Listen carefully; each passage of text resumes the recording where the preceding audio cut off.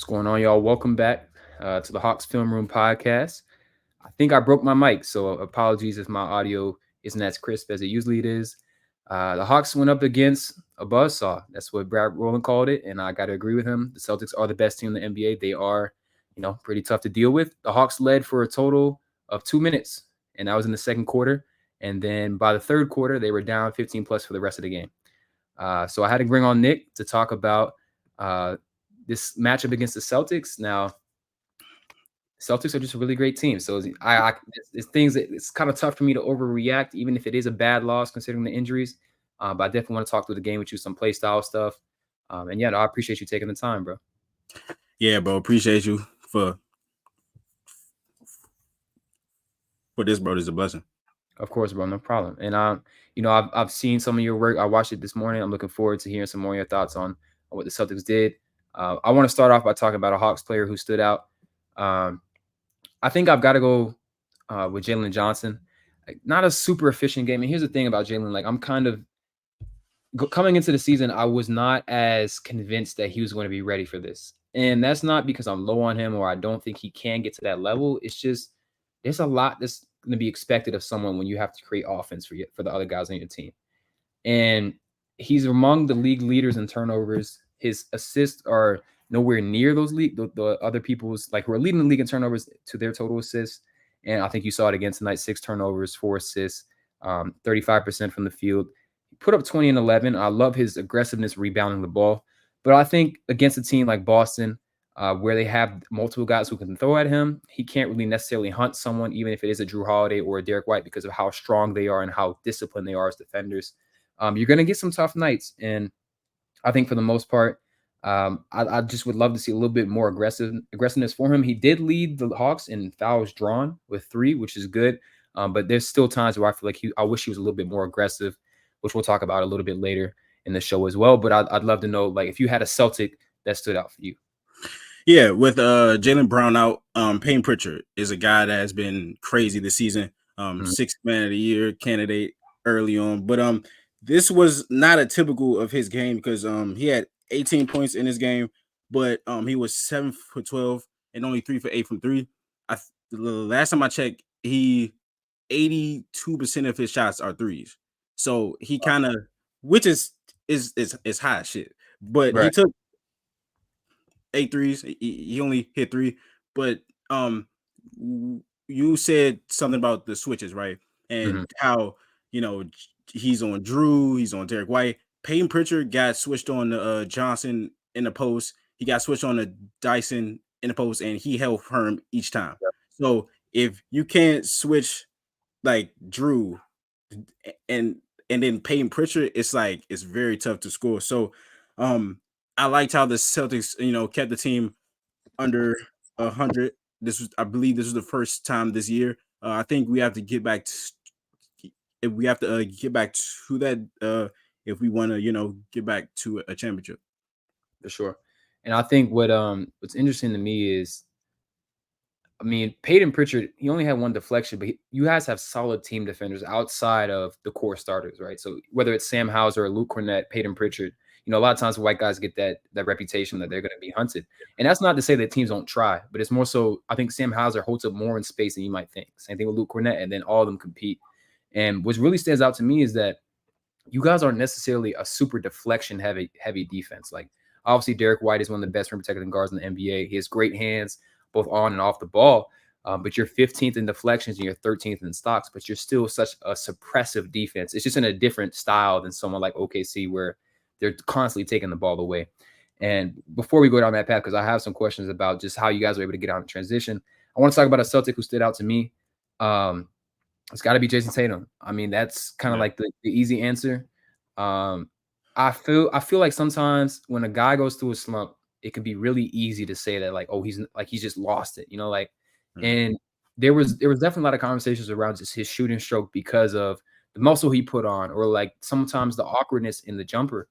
But I think there's an element of, like, I do think he kind of came back with a different revenge mindset, but also like 14 3-point attempts is kind of crazy from him. And I know a lot of times, like, a lot of Celtics fans have felt like, oh man, you're 6'10, you're built, like, please get to the rim. But I think it's going to help him so much more if he can consistently knock that three down, because I've never really felt that, like, obviously, like, he has the strength and the size to bully guys, but I've never really felt like he has a great, like, a super twitching handle or super fast with the ball in his hand. So if he has that threat of pulling up, then I think it's going to open up his game at the rim, where he improved. Like during that 2022 finals, he was really bad at the rim, and I Yeah. was very concerned. And he was able to address that, even as he did struggle with his outside shot during the playoff run, and he was able to be effective at the rim.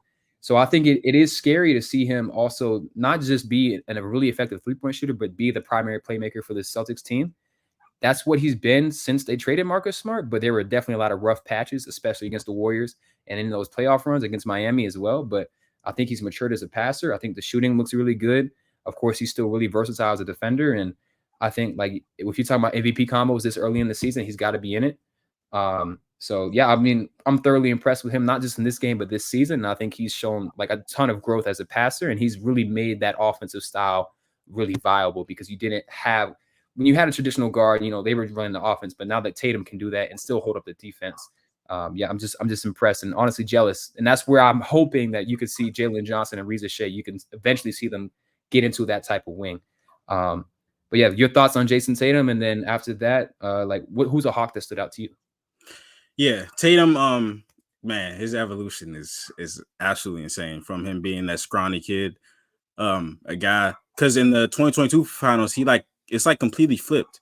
He shot what 49% from three, but at the rim, he was just horrible. Yeah. And yeah, he just wears hats, every hat. He's play initiator. He can guard. In the playoffs, he guarded Derek Lively, Daniel Gafford, Turner. He just can do so much. And I've been critical of his shot chart, but Right. if he's hitting them, it doesn't matter. If he's hitting them, it doesn't matter. And plus, if he's taking them, it's it's the threat that's Hmm. important, right? Hmm. So if he's hitting 5 out of 10 threes, he's unguardable, right? Yeah. Now, of course, he's six, that he's strong, he's gotten stronger. He's, tall. I would love him to keep driving the shit, because it just like the drive and kick is super important to our team. But if he's hitting threes and the confidence is up, he can't be stopped. A Hawk. I love Okongu, especially in this game. He had 18 and 10, and the scoring, the catching lobs, but the defending the lobs was a great thing. I think he had 2 steals, but I think every time we did the pick and roll with Derek and Cornette, he tried to throw it up, and Hmm. Okongwu just snatched it out there. So yeah, his I love just him as a player. And I couldn't really choose, but Keaton Wallace plays Hmm. a lot like Kaysen. And he's a change up from Trey, because he's a guy that's gonna guard. I think he had 4 steals in this game, 2 blocks, you know what I'm saying? So he's um a really cool piece too. So yeah, those are my 2. Yeah, Keaton had 6 stocks. He Sheesh. was unbelievable defensively, 4 steals, 2 blocks, 3 deflections. I will say I think Trey's guarding a little bit more this year, but I definitely get what you mean though. He is a little bit of a change of pace, and I think we've needed him badly. I mean, dudes are falling in and out of the lineup. It's been tough for the Hawks as of late, and him being able to step up again, he's kind of proven himself in the G League. I asked him during media day, because I talked about this with the Kings, with the guy I had on from the Kings, Jack. He pointed out Keaton as well, but like they have the same defensive stance, and they sort of have like Mm, the same just really great hands around the ball. So I think he's been a huge piece for us, and I definitely agree that he stood out. And then on Yeka as well, like I think he had 7 deflections. So it's like for wow. a Hawks defense that has, even last year we were pretty high in deflections. A lot of that was DeJounte, but then also Bogdanovich is pretty good positionally. We've been able to take the ball away at a pretty above league average level, but we haven't necessarily been a strong defensive team because we're not able to contain the ball. So even if we're pretty decent off the ball, we were constantly in rotation because we couldn't contain the ball. And I think that was the element that I wanted to see them grow in, because now you have Dyson who can actually contain the ball, and then we will see what that will do for Clint Capella and Onyeka. And I think there's a level of impatience that I feel like Hawks fans have with with Onyeka, and that's not necessarily like unwarranted. I mean, you take him 6th overall. You would hope he could be starting at this point. I've been generally pretty positive, or just generally pretty excited with the way that he's played as of late. He started the season really strong, his career high against the Brooklyn Nets, but that was a team that didn't have a traditional center because Nicholas Claxton was on a minutes restriction and then he got ejected. So I was trying to take it with a grain of salt. I am encouraged with him, and I still think that he could be our center of the future. But you have to be able to not just have the size around him to help him on the boards, but you have to have the shooting around him and Trey as they continue to figure out that offense. So, I'm excited for him, and I'm happy you picked up on the defense because I think the defense in general is something that a lot of Hawks fans are worried about because he's smaller. But when you look at a team like Boston, or if you look at a team, I mean, you guys can, again, you have the size and the defense outside of the center position. So, yes, if Kristaps is on the floor, you have a traditional 7-footer. But then you've got 39-year-old Al Horford, who, again, still a pretty solid rim protector, but he's not a traditional 7-footer. So I think if they can get the size around him, then it won't be as big of an issue. Yeah, I think, aren't you guys top 3 in steals per game? Or is it top 5? I think y'all average like 10 steals a game. I'm not sure. Something along those lines, I would say. I can check it. But yeah, we've been pretty disruptive. Right now we're at second at 9.9. Now OKC's at 13. We started the year pretty high in deflections. We're now on 10th. A lot of that again is Dyson, but on the ball steals, like a lot of that has been Reza Shea as well. Jalen Johnson good in the passing lanes. Onyeka is pretty good in the passing lanes as well. So, I'm happy with the way we've been in terms of the way we've been disruptive, but the defense still isn't where it needs to be, at least just yet. And I still think there's a lot of ways for them to grow defensively, but I think you have to a lot of it is just I don't think guys trust the defenders that are on the floor just yet. Like imagine for 4 to 5 years of your career, you're having to cover for everyone because that's what the Hawks have had to do. Like Trey either wasn't competing, or DeJounte, or Kevin Huerter, or Bogdan Bogdanovic. You've constantly had liabilities. And now when it's Dyson on the ball, I don't need Onyeka coming all the way from the corner, especially if it's Chet Holmgren, or if it's Al Horford, or if it's Jason Tatum. KYP, stay home. Don't necessarily have to help as heavy. And I think this has been a big reason why it's been tough for us defensively, just because guys aren't used to it. I thought we were going to be around a league average defense. I still think we can get there. Again, there's been bad injuries, but right now we're 27th, so that's not going to fly. Yeah, and the last thing on this, you guys are the worst 3-point defending team in the league. I kind of don't understand it a little bit because you have size and Zachary, you have Jalen Johnson, Dyson Daniels, and it's not just them giving the teams just taking it. Y'all also allow the highest percentage, so it's just I really don't know. It can't be all Trae Young, so it's it can't be all Trae Young. So yeah, I don't understand that aspect of it. I don't know if it's Quinn Snyder's his scheme or something, but I don't know how you guys are the worst 3-point defending team. Hopefully it doesn't stay that way, but yeah. No, great point. Some of the Hawks fans have been talking about. I think some of it is shooting luck. If I show you, let me see. I don't even know where to go to find a log of the guys we played against. Dudes like Chet Holmgren was 0-7 from 3 before he played us, and then he had 4 or 5. So yes, some of it is shooting luck. Some of it is, guys. I don't know what it is about playing in State Farm, but dudes just love to shoot in Atlanta. I don't know. I really don't know. But the thing is, and I'll show some clips in a bit. Some of the tendencies are just, they're not going to work. And some of, like I said, the rotations, the way that guys are doing, it will not work. And I'm pulling them up right now. So let's start looking at just the raw numbers. So you guys can see what I'm talking about.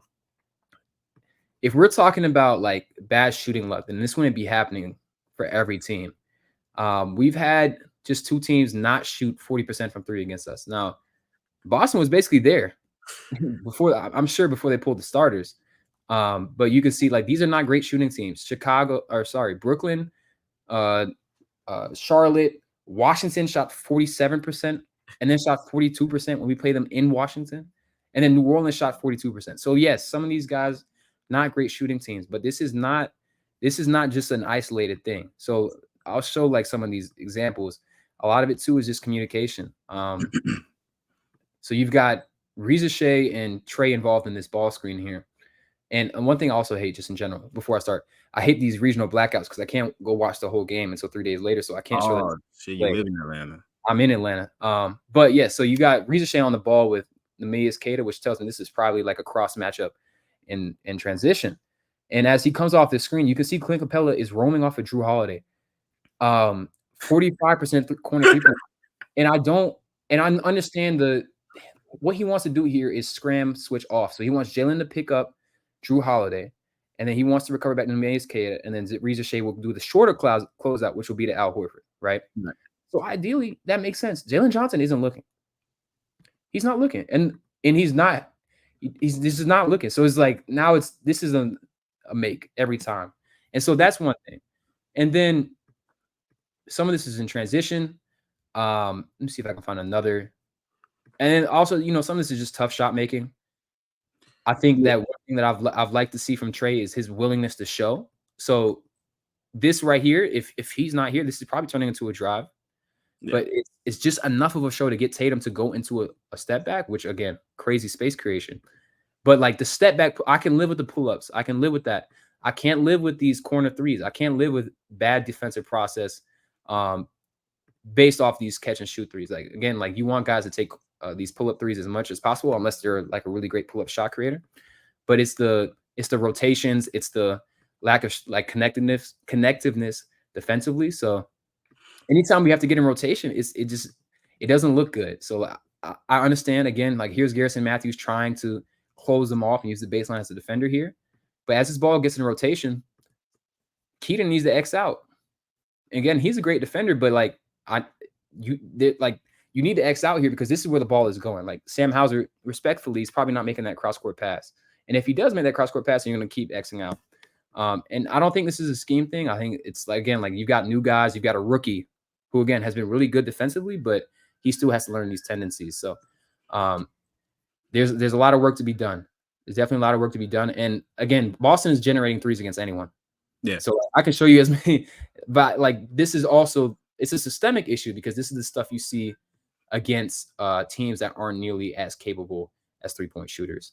And the first clip, like Clint said nothing to Jalen Johnson. He pointed.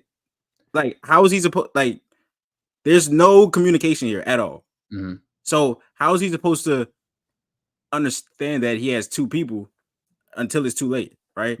And the Celtics, if you get into rotation, you're dead. Yeah, that's anybody. So and teams, they still trap Tatum. They still trap Brown. Like they still have these coverages, and it's like, okay, you're gonna have us play 2-on-1 or 3-on-2, and you're gonna lose every time. So yeah, I don't know.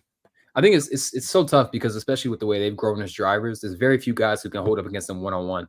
Yeah. But I would much rather. I don't want to see this aggressive of rotation. I just don't like that. This is death. And I think Clint says something here. Like you can kind of see his mouth open, but this isn't. I need more urgency. You're like you're leaving. This is not Xavier Tillman. Like this is Drew Holiday. He shoots 50% from the corner. You need to be yelling at Jalen Johnson because Jalen also is not great off the ball. Like he's not great with his positioning yet. He's virtually in his second year. He didn't play his first. Played sparingly in his second. So it's like. I need more than just pointing, especially the second time. Like he just points like he can't see you. Yeah, what are you pointing at? Like I assume he's telling Reza Shea at this point, but that's a long closeout. He's coming all the way from the opposite wing. This it's not good enough, and you cannot afford these mistakes against a team like Boston. You can get away with it against Charlotte, Brooklyn. They can kill you from three because you're a better team. You just can't do it against Boston. And so on that same topic of sort of just playing a really great team. Boston completely took the Hawks out their game. And what that means, and just to give you some numbers, and excuse how long I might go on this, but like I'm frustrating. So the first two games of the season, Hawks were very high transition rates. They had the highest percentage of their transition possessions coming off live rebounds against Brooklyn and Charlotte. This is another game where they got completely iced out in transition. Boston held them to just 8% of their total possessions coming in transition. They had a 13.2 average offensive possession length, which was second in the NBA before playing Boston last night. Against Boston, that jumped to 13.7. That's not a huge difference, but the reason why this matters is that Atlanta was still pushing off of defensive rebounds. Like they were within their average, their league average against Boston. 10.3 before Boston, 10.5 average seconds of their offensive possession length after getting a rebound, right? But they got slowed down so much off of steals and made shots. Off of made shots, they came into the game 16 seconds or so average offensive possession length, was sixth fastest. They fell all the way to 14th. Off steals, they went from 11th fastest to 23rd. And so what happens is you cannot play in the half court against Boston. We talked about the switchability. We talked about the versatility. It is death. You cannot, like, you have to be able to get possessions in other ways. And 85% of Atlanta's offensive possessions were in the half court. That's not going to work. And this is using clean the glass, which cuts out garbage time. So this isn't looking at like we were getting destroyed, right? This is like the meaningful possession. And this is Boston's recipe for success. They're going to force you to turn the ball over. They're not going to turn the ball over because they take care of the ball, and then they're going to lock you down in the half court. And the thing that's really frustrating me about Atlanta is that they've really struggled in sort of having a consistent play style game to game. We played OKC. It was the same thing. OKC is a great transition defense. We played Sacramento, great transition defense. We couldn't get out and run. Played y'all, couldn't get out and run. And that leads to losses because we don't have the on-the-court talent to go head-to-head in the half court. Trey can do it for stretches, but you can't ask him to do it for the rest of the game, especially when teams can gap off of guys like Dyson and Onyeka and Clint and Reza Shea, who's one of the worst high-volume three-point shooters in the NBA right now. Yeah. And so they're not doing themselves any favors by playing in the half court. Like, we just don't have the infrastructure, especially with the injuries, with Bogdanovich out, with DeAndre Hunter out. Those two guys are like the only other guys on this team who can create shots for themselves against tight defensive coverage, can leverage those closeouts that they're going to get from Trae Young. And so there's not great offensive process right now. And yes, a lot of it is great defense. Like, you guys are a great defense, but it's possessions like these that just can't happen. Let me pull it up real quick. It was the one, I think I mentioned it earlier to you. It was one where I think it was in the second quarter. Yeah, here it is. So here you've got, and this, I saw this on Twitter as well. Got Trey, who ran a pick and roll again to start this possession. Trey and Jalen Johnson pick and roll. I also clipped it. Yeah. So here's Trey and Jalen. They ran a pick and roll. Boston has two bigs on the floor. In the series we played y'all in 2023, Al Horford was getting cooked and dropped by Trey, right? But now they've got Cade on the floor to like provide some rim protection. So it's not necessarily going to be like a go to the rim. Like, Trey probably wants to keep this and create this mismatch for Jalen Johnson with Drew Holiday on him. But this is stagnant. Nobody's moving. There's absolutely nothing happening here. And Jalen has a smaller guy on him. Again, I get it's Drew Holiday. I get it. You need to go establish position, or you need to do something besides just give it back to Trey. Like, and then it results in a tough step back three that Trey just gave him a grenade. Like, he's like, bro, please. That's my thing, bro. If you're not going to attack Drew, get out the way, because he's driving into Drew Holiday. You have to move. Yeah. And so this is one of, a couple possessions where I felt like, obviously people are going to see this and be like, bro, Trey's ball hogging. He's chucking up shots. This is a result of bad offensive process. This isn't Trey ball hogging. This is guys not feeling the confidence to attack a Celtics defense, which again is really good. But if you don't have that confidence, you need to get out and you need to create the space for Trey to go to work against someone that he can't create an advantage against. Because if Drew isn't here, if you go and you want to set a pin down for Dyson, or if you want to come over to the other side and free up Garrison Matthews, you have options here to keep the spacing balanced. But now Drew is sitting in that gap and it's over. Because on the other side is Derek White. Yeah. And so like that's some of the things that I feel like the Hawks just have to get better at. And this is why they can't afford to keep playing in the half court. Because like, wow, I did not catch this last night. That was nice. Yeah. But it's like they just have to introduce a little bit more variability in their offensive attack. And you get that from getting out in transition. So I want to ask you, what do you think makes Boston a great transition defense? And why do you think the Hawks struggled so badly against them and when we're trying to get out and run? So what the Celtics do, I think it's a lot of what they do on the offense too. Like, their chemistry, their camaraderie, they are a string. And now I haven't seen this as much this season because we held y'all to 93, and that was the first time like teams have been just scoring and scoring. But it's when you don't turn it over, right? Right. If you don't turn it over, you can get back. It's Mhm. like it's that simple. And as far as like that, the Hawks, I think you guys were third in pace Mhm. coming into this, and again, y'all averaged 10 steals. If you don't get a lot of turnovers and you're not Yep. doing that, then you can't run. And I don't know if we're going into the other side of trends, like of I think the transition game was like 35-9 or Yeah, something that's the before. crazy thing. It was 35 to no it was 35-7, I think. Right. And the crazy thing is, it's not even like there was a massive turnover difference. Like we had 20, you guys had 13. And so like that's the thing that makes me upset because it's like you can control how fast you go. Yes, even if Boston gets back, push the pace like off of rebounds, push it off of like if you watch Indiana, Indiana is a great transition offense regardless of who they play against. I'm not saying to copy exactly what they do because that's not the same. We're not the same type team. But now that you have the live ball handlers and Dyson Daniels, Reed Krejci, Jalen Johnson, Trey was trusting them. And again, some of those guys missed time, but you have to continue to push the pace. Like you cannot just let Boston set up the defense. That's how you die. Like it's like a bear trap on the other end, and you're just walking into it every possession because it's like we don't want to push the ball to the floor because we're worried or like I don't really understand the lack of adherence to that philosophy. And like I know like you guys are great, like you guys don't turn the ball over, so there's less opportunity off steals. But the rebounds is my thing because there's no reason to not consistently do that. And you guys will get back, but at least it's a little bit more. You have a higher chance of getting a cross match, or guys can attack downhill in transition, or Trey can even shoot a 30-footer where I feel like he's better taking those as opposed to later in the shot clock. And like there's been so many studies that show how much more efficient offense is the earlier you get it in the shot clock. So it's like I know that Quinn Snyder knows this. I know the guys know this because that's what the emphasis was going into the games. But it's like they have to be able to do it against multiple opponents. Like you have to like stick to your style of play regardless. No matter how tough the opponent is. And I feel like that's something you guys do really well. Like it's gonna be that same drive and kick, take care of the ball, lock in defensively. And it's a little bit easier with top end talent. And again, like consistency and then just having like the same guys playing with one another. And so I hope that they can get to this a little bit later throughout the season. But it looked rough last night. And again, a lot of teams look rough against Boston, but I think the Hawks were completely disruptive. There's a difference in like Boston is killing us offensively, but like this doesn't even look like the Hawks from like last night's game against or the game before against New Orleans. You know what I mean? So Yeah. that's my thing. But I wanted to ask you,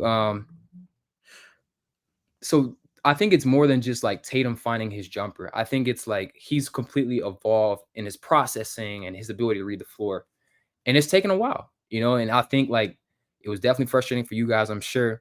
I feel like the Hawks are getting an early taste of that with Jalen. Like I mentioned the turnovers. So a lot of his travels, some of it is forced passes. Do you think that like what do you think is enough time to really identify if someone can become like a great playmaker? Because I think I've seen the flashes with Jalen, some of the passes he's thrown.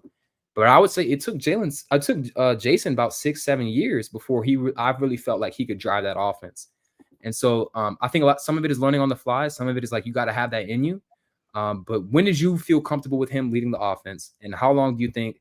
And do you see like some sort of flashes in Jalen's game that where like you think he can get to like somewhat of a Tatum level processing?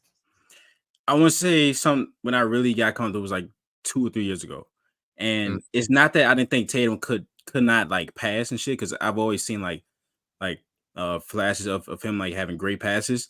right. It's that you have to understand how to because if you're handling, you have to deal with all coverages. You Hmm. have to deal with traps. You have to deal with blitzes. You have to deal with hedges, and there's so many things that you have to account for as a passer, right? And I feel like 2 years ago, I think it's when Tatum became a more effective driver. Now, Mm, Jalen Johnson is one of the more uh, uh, uh, uh, explosive players, so he doesn't have that. He doesn't have that problem. right. But like when Tatum became a much more effective driver, things started to just clear up so much. Plus, it is talent, right? Because if you have Smart, Smart, I love Smart, but more often than not, if he kicks out to Smart, he's probably not going to hit those shots, and that's not to do with Tatum, but Mm. even just like Jalen Brown, everybody it's been a struggle. But even last year, he was improved as a passer. Like I so to answer your question, I don't know. And I think that's okay because it depends on the player, right? It took Tatum what 5 to 6 years, and Brown, I'm still not comfortable. If Right. he was swapped with the Tatum, I would not be comfortable. Mhm. But that's not his style.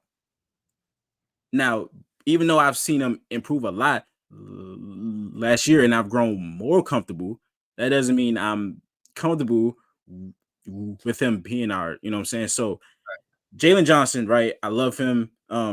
He averages 10 rebounds, Yep. I believe. So pace should never be a problem. If he's Mhm. grabbing it, he needs to just run. He's Right. athletic as hell. Just run. Right. So you get into some handoffs, just attack. You could draw fouls. And even when he was in college, it was like, hey, he's a huge playmaker. Like he's a 6'8" playmaker. And yeah, I see the flashes, but again, he's young. Mhm. And like you said earlier, he's only played 2 true seasons. So there's not something that's like, hey, he has to do this right now. And plus, he has Trey Young, Yeah. so he doesn't have to. Mhm. But if there was a timetable or a timeline I could give you, I don't think I can. It took Tatum a long time. Brown is still not that guy, even though he's improved. But I do see things in Jalen Johnson. I think he's like a mixture of Tatum and Brown in the sense of Tatum with his type, like he's like 6'9" and he's a Mhm. little slinky. But with Brown, it's the aggressiveness and the athleticism, right? So Mhm. you bring those two together, you could have a really great player. Again, I'm not saying he's Brown and Tatum, but it's just he has their qualities too. Yeah. And so just to give you some numbers, Jason Tatum right now is averaging 13.6 potential assists per 100. Jalen Johnson is at 13.1. And this is in his fourth season, and Tatum's in his eighth or Yeah, he's ahead of the curve. Like he's so truly ahead of the curve. 100%. And Tatum has been on the ball like at a higher percent than Jalen since the 2021 season. But his Jalen right now is averaging a higher potential assist per 1 minute on the ball than Jason Tatum has ever averaged. Yeah. Right now, Tatum's at his career high, which is at 2.1. Jalen Johnson's at 2.6. And he's been at 2.8 since his second season. So all that is to say, I don't think like they're similar in the way that they're wings, they're multi-positional, and they can handle the ball, and they're pretty athletic. But Jalen, in some aspects, is already a more advanced playmaker in terms of his production. But the thing is, and here's the thing: Jason Tatum very rarely makes a bad pass. He's at 1.2 bad pass turnovers per 100 right now. Jalen Johnson's at 2.2. And that was lower last year, but now as he's increased his responsibility, the Right. passes have gotten a little bit. They've been a little errant. He's throwing some out of bounds over guys' heads, and I think some of that is the increased usage. I'm not worried. I think that he still has a lot of ways to go, but like you said, he's ahead of the curve.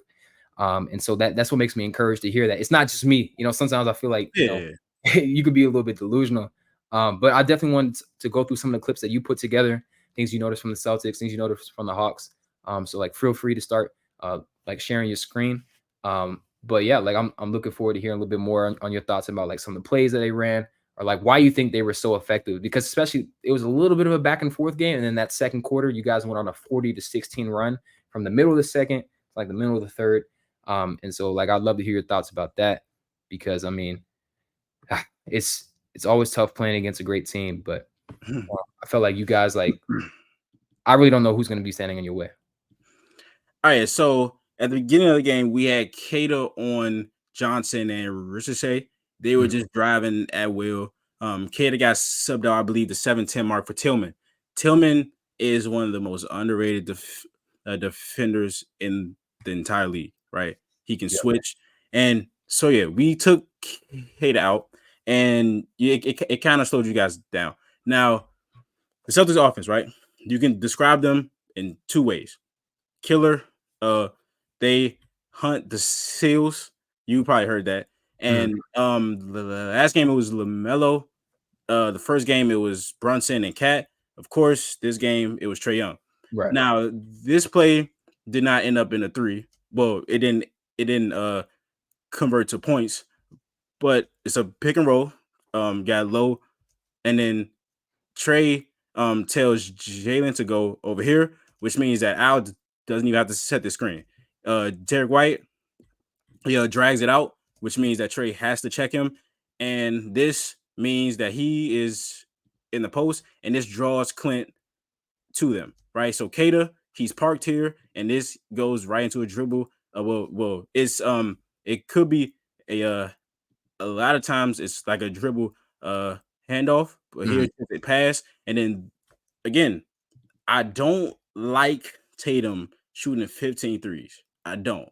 But I talked just the threat of it here. Mhm. You got two players. You again, how do you Drew Holiday just had the greatest corner shooting season of all time, and he's wide open. Yeah. Now, he didn't hit it, but when the Celtics uh try to hunt people like Trae Young, Yeah. that's what happens. So here, I believe this is our 10-0 run, right? So Derek White gets a rebound. Yeah, this is Derek White gets a rebound. Then Kada sets a back screen for Sam in transition. He gets an open layup. Then we go to the other side of the court. I believe Derek White gets a steal as soon as the camera pans, and then we're out in transition. Right? It's that easy. And then Pritchard drives, and then I think Kada does a nice job of running to the rim, which forces Jalen to switch out with Trae. As that's happening, Drew is cutting to the corner. Now, because Trae is there, he has to take this. He Yeah. can't see Drew Holiday. And honestly, nobody sees Drew Holiday at this point. So Mhm. then he hits a three. It's Um, not to interrupt you, but I feel like those sure, yeah, first two clips that you showed, this is a lack of like awareness, not just from Trey, but in general, the Hawks need to be more proactive of scramming Trey out of disadvantaged positions. Like right. that was good. I almost want him to grab Trey and push him towards True. Dude, like that's like there's just not like it's more so guys are giving suggestions. Like, no, when Trey gets on a big, and you guys do a great job of this. Like there's in that first game against New York, Deuce kept trying to bring Luke Cornett into an action. And Drew Holiday was scramming off of Luke, right? So they scrammed, then they went back, and then Drew scrammed again, and now it's like no advantage. Yeah. If they can, that was one of those plays where like executed correctly, you can push Trey back onto Drew. Now, of course, Drew, like again, stronger guard. He might score on that play, and regardless. But you're going to prevent that wide open three because Trey should be able to pick up, and Jalen should be able to realize, look, go get him instead. And so these are the mistakes I feel like they can cut down on because yes, some of this is about Trey's individual size, but it's also about their inability to really proactively get out of these bad defensive situations. And so I think those are two good examples of not just how smart the Celtics offense is, but how frustrating the Hawks defense can be at times too. Now we talked about transition, right? Mm, A lot of it, I think, in this game in particular, is when I think Trey was what over 6 from three. yeah. If he shot a deep three and it missed, he was the first one in transition. Mm-hmm. So that means if he's back, he's the only one. So Drew, it was Kada, go right to the rim. It's Trae Young. So he shoots this three. I don't think this play it was Trey. I think it was Garrison Matthews who was back. But Drew is one of the best. He's probably the strongest guard Mm-hmm. in the league. So if he gets out there and he's in the paint, it's not much you can do. I think this was another one of our runs in the second quarter. Yep. And what we said, right? Paying. You try to get switches on Drew, on Derek White. That's hard enough. But if you can't even take advantage of Payton, who does a nice job, and then he forces him to drive right into Kada. Kada does a nice job on that. And then we run in transition. I believe so. Here, again, Trey, he didn't even shoot the ball, but he's the first one back in transition. So Mm-hmm. since he's posting up, and then Payton is running to the corner Dyson has to pick him up. So he's telling Jalen to pick up Derek White. He's not in a position to do that, and we get an easy dunk. And then again, they try to post up Peyton Pritchard. Jalen Johnson couldn't. I don't think Dyson can. That's not really his game, even though I love him. And then this forces a turnover by Derek White, gets a steal. And then again, we're in transition. And this is nothing that you can do. Like that, if he hits that, it's clipped. But it's just like, and then I think I have some more of like Trey shooting cheap threes and being the guy that was back. Oh no, I think this is the clip that you had, right? Of them like switching it, right? So that's what you took, right? And that is super important too. I didn't even really see that either. But it's Trey shooting a long ass three, an air ball, and then it's Kata and Trey Young. So what do the Celtics do? Pass it up to Kata, and we draw a foul. And this is why he needs to take them in transition as well, because if the Celtics defense isn't set, and even that the Hawks, like, first off, there's a high offensive rebound opportunity if you take it in transition, but you minimize the chance of you being the last one back. And so that, I think, like, and that's why I think the Hawks in general crashed the glass. Like, we're a pretty good offensive rebounding team, and it's because we have to make sure we get those rebounds. Because if you don't get a rebound on one of those trade threes, then you're bleeding points. So that's why I want him to take more in transition. Yeah. And then this is us hunting Trey. Okay, so sorry, I should have went back to this one. So yeah, the first part of our offense is, of course, the hunting, and then the read and react. Right, the Celtics do a great job of just taking what the defense is giving them. Right. So here, the play is to come set a screen. Dyson's not letting that happen. So what do? Get behind the defense, force rotation. Right. He gets 2 feet in the paint. He has to come up. Has to replace, easy corner three, right? And then and I think this one is us just going at Trey, right? We got a simple pin down from Horford, right here. And then Jalen Johnson has to do a better job of this. You can't tell Trey to switch that early. I don't think so. So if Trey, if he's hedging, then he goes to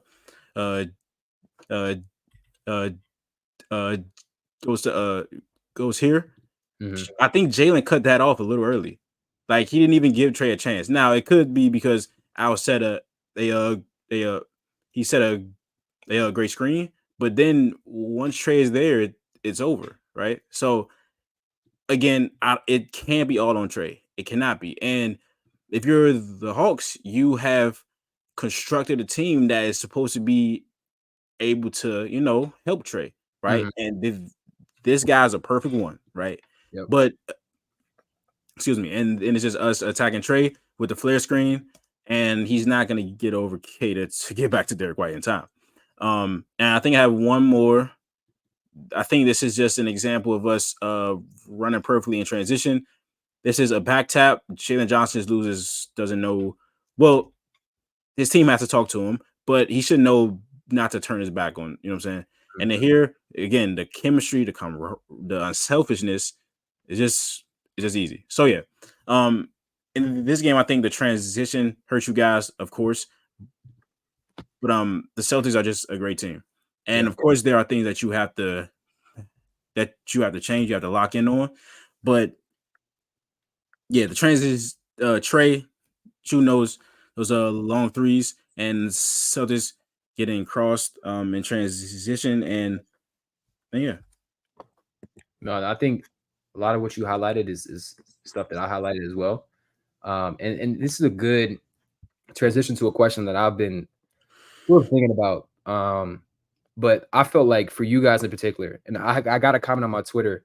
I can't remember his @ but like he asked a question about this. He was like, because I mentioned that my biggest concern about Trey long term isn't about who he is or the way he plays. It's the fact that the rest of the NBA is going away from traditional guards. And so against someone like Boston, who can he guard? You can't switch him against anyone. We just saw multiple examples of why you can't do that.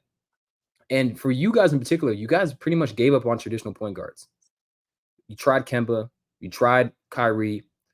Marcus Smart was sort of, obviously he was a better defender. But I think that there's a somewhat of a concern I have on the viability of smaller guards leading offenses with all these teams building these versatile, multi-positional, wing-heavy teams. And when you like, whether it's OKC, where like they have these guards, but a lot of them are combo guards, a lot of them are really disruptive defensively. They're not a typical like heliocentric guy. And it's not necessarily that I don't think Trey can be a someone who can drive a contender. I think he can. I'm worried if we can get the guys that can even cover him up and complement him offensively. And I think that the other thing is like it's one thing to say you want all these versatile wings. It's a whole other thing to actually get them. Like Right. Tatum and Jalen Brown are like the super high end outcomes. Like right now, like if I visualize it on a scale, I'd say you got like on a Pokemon evolution, right? You got Bilal Coulibaly. That's I love Charmander. Bilal. I love Like, Bilal. like he's in the very early stages of being a Tatum, Jalen Brown esque wing. And then you've got guys like I'd say like on the other end of the spectrum, like I think Bilal could be a star, but I think like in the very like role player heavy, you have someone like PJ Washington or like like a more like 3-and-D acclimated guy. But to get those actual stars out of a wing, like to get a Kawhi or a Jason Tatum or Jalen Brown or Jimmy Butler, that's very rare. So I think we have something special in Trey, 100%. Like I think he's one of the best top 5 offensive player, welcome top 5 offense, super dynamic as a playmaker and a scorer. I'm just concerned about our ability to give him what he needs to not be such a pressure point defensively that teams can leverage, because these other teams we're playing against, like we saw against you guys, we can't attack anyone. Yeah. And again, is a point that you made about Tatum's passing. Some of that is the talent around him. Like if we had more talent, you can mismatch hunt even against a great team like Boston. So where do you stand on traditional point guards in this new era of basketball? So in terms of traditional, are you saying just like smaller? Just like a smaller guy, like like Okay. not necessarily defensive liability, but sometimes when you're below 6'2", 6'3", you're going to be It a doesn't liability matter. no matter how much you compete. Yeah, it doesn't matter. Yeah. So in terms of the smaller guards, I wanted the Celtics to get away from the smaller scoring guard for like so long, because as I saw Tatum and Brown ascend, it's like, hey, those can be your scorers. You don't need a 23 point per game small guard who is not focused on them, right? So I was clamoring for I think when DeJounte was on the Spurs, I was clamoring. I was like, hey, this is a guy that's going to play defense. He's tall. He's going to play make, right? And yeah, I've been wanting that for so long. Just like I think Smart was the first, like, because Smart. Well, I was gonna say he's not gonna shoot a lot of shots, but he has his times. But Smart was the guy that was going to focus on playing defense and playmaking. Right? He became a play. I think his jump as a playmaker that season was it was crazy. And Mhm. then you get a guy like like uh Derek, who when we got him, he couldn't shoot. Like in the 2022 playoff run, in the finals they left him, and Yep. he didn't want to shoot the ball. Now you change the shot, and now he's shooting 40%. His confidence is up. He's crazy. And then you add Drew Holiday. So Mhm. your backcourt is 2 6'4", 6'5" guys who can literally do anything on the court. Derek White can block shots. He can drive. He can shoot. Drew Holiday can post up a Trae Young. He can block. He can just lock down, and he can guard the opposing center. We Yep. played the Cat when he got traded. I did a film on R2 against the T-Wolves. The first game he was guarding Cat. Cat had 7 points, 6 turnovers, and 6 fouls. Like he can do everything. So I think if you're gonna be a traditional, like a smaller guard, you have to be a Trae Young level Right. offensive talent. Mhm. If you're not a special offensive talent and you're starting, it's not going to work. Now, if you're coming off the bench, like let's say, well, even like Clarkson is like 6'3", 6'4", even though he's not, a good defender. Got Right. guys like Malik Monk, who's like a combo, right? Mhm. But if you're talking about like a strictly small point guard, because even Pritchard, he competes his ass off. And also on the offensive side, he's one of the best shooters. So if Yep. you don't have an elite trait offensively as a smaller guard that's not prioritizing on defense, it's going to be really hard for you to stay in this league. No, 100%. I agree with that. And like I said, like my concerns have nothing to do with Trey as a player. I am worried about the my bad. I'm worried about the infrastructure around him. Yeah, And so I think the process of taking a Reza Shea and getting a Jalen Johnson and bringing a Dyson Daniels, all great process. yeah, They have to. They cannot remain complacent with those guys, which means I think Dyson is the perfect guy next to him. We have to continue to add more guys like them. You feel me? yeah, It can't just be okay. Well, we found our wings of the future. Let's bank it all on them because I felt like, at least for me, they got very complacent with DeAndre Hunter. They got yes, very complacent with Cam Reddish. They got very complacent with John Collins. They got complacent with Clint Capella. This league, even when you look at the East, and when I ask you this final question, it'll feed right into it. The East is not good. It just isn't right now. Some of that is the injuries, especially with Philly. Milwaukee's old. Cleveland and Boston are pretty easily ahead of everyone else. And that's not to say the East is wide open because you guys still exist, but more so like to be a respectable team in the East, the bar is very low. And that's yeah, probably what it's going to be for like the next 2 to 3 years, just because talent in general has gotten like sort of flattened out. Like even the worst teams in the NBA, people try to tell me like I bet on the Nets wins over because I'm like, even if they trade everyone at the deadline, this is a better team than most tanking teams have ever been. Like Utah, like they're pretty bad, but they still have like there's just a wealth of talent. And so even with that wealth of talent, the cohesiveness and the game results, like there's more opportunity for a team to step in and be respectable than I think had never before. And so like with the Hawks' inability to guard the 3-point line, the injuries, some of the defensive stuff, they're shooting themselves in the foot, but they mhm. can survive until the injuries come back, especially if you get DeAndre Hunter and Bogdanovich back soon. And so like that's my last question for you is there really even anyone who scares you? Like I don't want to I Yeah, think I think there's a level between being like super confident in the team and also thinking like you're just so well. Like I wouldn't blame you if you think that like the East is a cakewalk. Like obviously that things have to play out, but like is there even anyone who scares you in either conference? either conference. Yeah, I I think the Knicks. I think scare might be a strong word, but if we went up against the Knicks, I'll be concerned, right? Hmm. And the first game, like we just crushed them, but in the first half, Mikhail couldn't shoot, right? And it seems like he's gotten that together.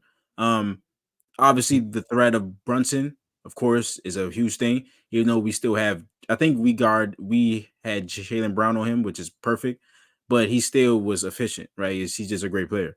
Now, I don't think we will lose to the Knicks, but I will be concerned. Cavaliers, much improved. I think the Celtics and the Cavaliers are the only teams with the winning with that are above 500 in the East, and That that's sounds and a part of that is because like Paulo, that shit was insane. Like he got hurt. The Pacers, and hmm it's it's early as shit, so yeah. it could change. Like it could change tomorrow. You know what I'm saying? But in the East, I'm not. I don't think anybody can beat us. Now, when you look at maybe a clone of our team, which is OKC, hmm um, Shea, Caruso, Dort, Chet, Hardenstein hasn't even played a game yet.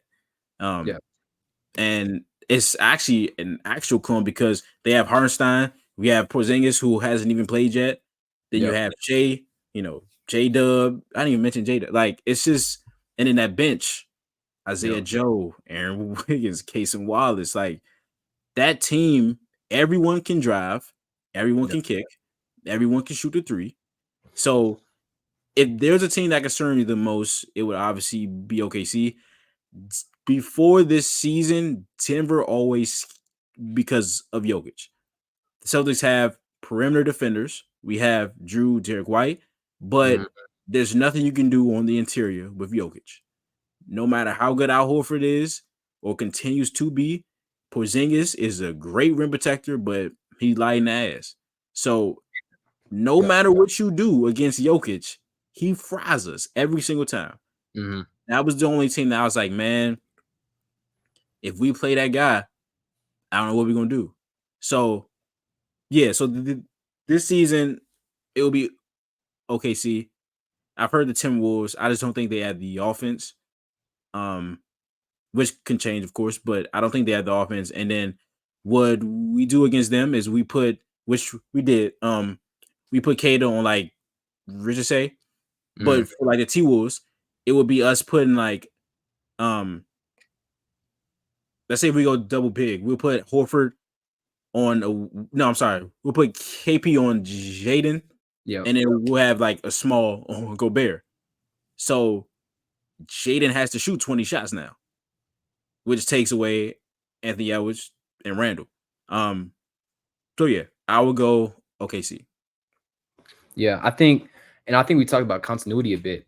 I think it's such a we haven't had a repeat champion in 6 years, Yeah. right? So the data would tell us that it's unlikely. But we also haven't had a team like the Celtics throughout this 6-year period. I've said that you guys have perfected basketball in multiple videos, and I really think Brad Stevens put together, like, if James Naismith was alive today, he'd be like, yeah, y'all completed the game. Like, this is like a juggernaut of a roster in terms of versatility and offensive optionality and defensive coverages. Like, they're on one string. So outside of anything like crazy, whether it's like an Anthony Edwards like crazy explosion of a series, or I think Phoenix is also really underrated. I think they've been really good this season. I can't take them seriously until they get rid of Nurkic. That's the only thing. And then for OKC, I think they still need that continuity aspect. Like, yeah, they're young. I'm not worried about them being young. It's more so like Hardenstein, Caruso. Like, I think they have a lot of things they need to figure out with like who's going to close for them. Right. Because Caruso has been their most impactful guy, but then Isaiah Joe gives you the shooting. Caruso gets roamed off of pretty like a lot too. He hasn't been a great offensive player. So Hardenstein and Chet, like, I think they're probably envisioning going double big once they come back.